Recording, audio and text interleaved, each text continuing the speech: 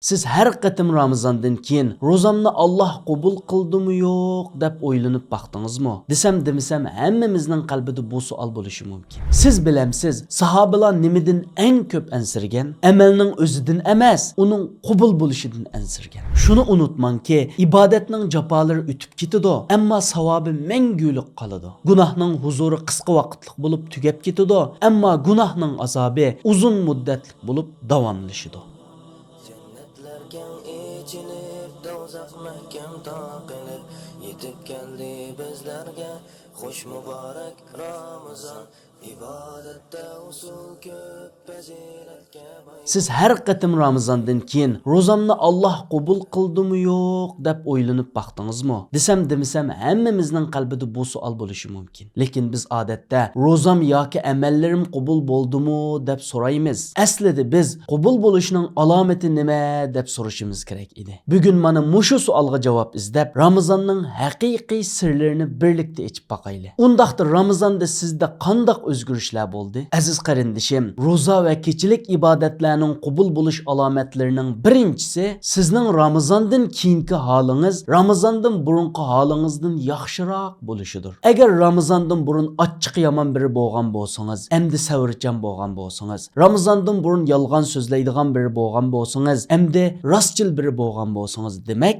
sizning ro'zangiz qabul bo'lgan bo'ladi. Payg'ambarimiz bizni bu haqda ogohlantirib, "Man lam yada' qawla zuri vel amala bih, falaysa lillahi hajatun fi ay yada'a ta'amahu ve şarabahu." Kimiki yolg'on so'zlashni, uningga amal qilishni tark etmaydigan, Allohning o kishining tamoq va sharobdan o'zini cheklishiga hojati yo'qdir degan. Demak, ro'za och qilishla emas, qalbingizni, tilingizni, qiliqlaringizni paklashtir. Ro'zaning asli maqsadi faqat yemak ichmakdan to'xtashla emas, balki axloqni go'zallashtirish, tilni qalbni paklash, jamiyatda inoqlik yaratishdir. Ro'za tutish orqali biz Allohga bo'ysunishni, taqvolikni kuchaytirishni maqsad qilamiz. Ikkinchidan, Allohga qanchalik darajada haqiqiy tavba qildingiz? O'ylab baqing. Ramazonda biz barliq gunohlarimizdan haqiqiy tavba qilib, kelajakda texmi yaxshi bo'lishga va'da qilishimiz kerak. Siz mana bu bir oy Ramazonda Allohga yaqinlashdingiz. Endi qolgan 11 oyda qanday bo'lasiz?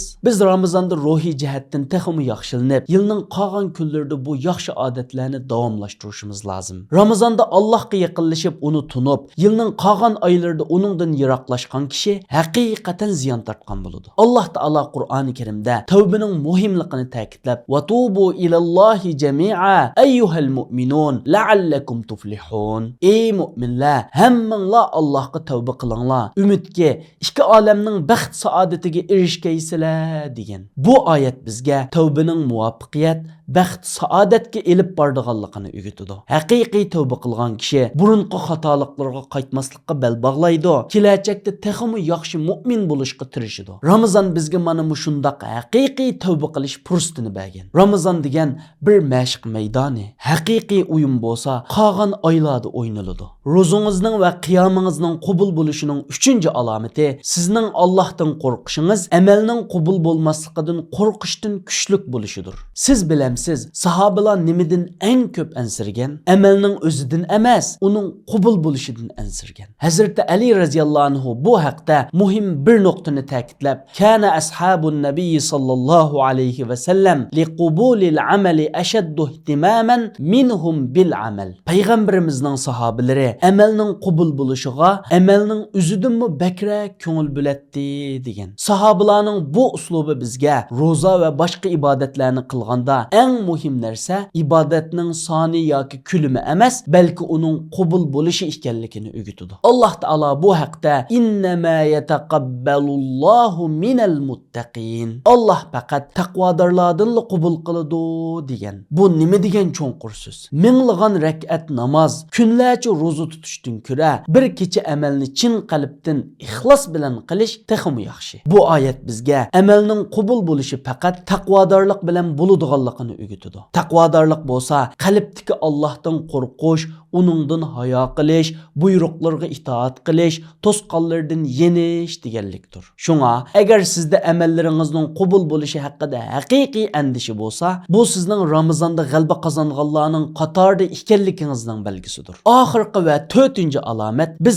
Allohga bizni Ramazonning ro'zini tutishga, kechilik ibodatlarni qilishga muyassar qilganligi uchun chin qalbimizdan shukr qilishimiz kerak. O'ylab beqing, bu dunyoda Ramazonga yetolmayotgan, ro'za tutolmayotgan qanchalagan musulmonlar bor. Sizga ro'za tutish, tarovih namozlarini o'qish nasib bo'ldi. Buning uchun qanchalik shukr qildingiz? Dunyoda nurg'un musulmonlar turli sabablar tufaylidan bu ulug' ibodatdan mahrum qilyotdi. Bizning ro'za tutish, kechilik namozlarni o'qish ne'matiga erishganligimiz Allohning bizga bergan cho'ng yaxshiligidir. Alloh taolo shukrning muhimligi haqida va iz ta'zana robbukum la in shakartum la azidannakum va la in kafartum inna azabi lashadid. O'z vaqtida Rabbinglar, agar mening ne'matlarimga shukr qilsanglar, albatta uni texmi ziyoda qilaman. Agar tuzkorlik qilsanglar, mening azobim haqiqatan qattiq deb jakarladi. Bu oyat bizni shukr qilganda ne'matlarning texmi ko'paydiganligi, shukr qilmaganda bo'lsa,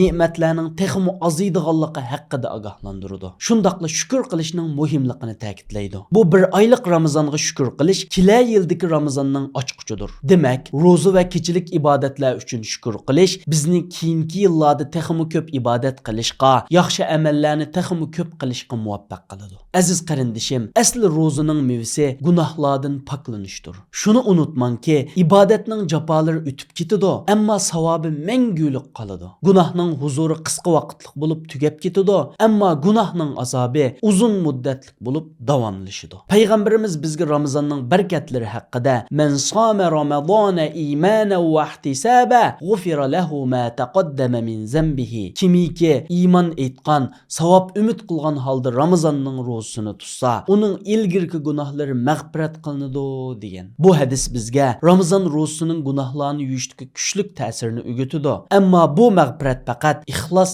iymon bilan ro'za tutganlarga beriladi. Shunga Ramazon ro'zasini, kechilik ibodatlarni qilishda ixlosni, taqvolikni, samimiyatni asos qilaylik. Ey Alloh, bizning ro'zalarimizni, namozlarimizni, barliq ibodatlarimizni qabul qilgin. Bizni Ramazondagi yaxshi axloqimizni, ibodatlarimizni yilning qolgan kunlarida davomlashtirishga muvaffaq qilgin. Qalbimizni taqvolik bilan, tilimizni zikr bilan, amallarimizni ixlos bilan to'ldirgin. O'zingning roziligini izlaydigan, sendan qo'rqadigan, ne'matlaringga shukr qiladigan sadoqatman bandalaringdan qilgin.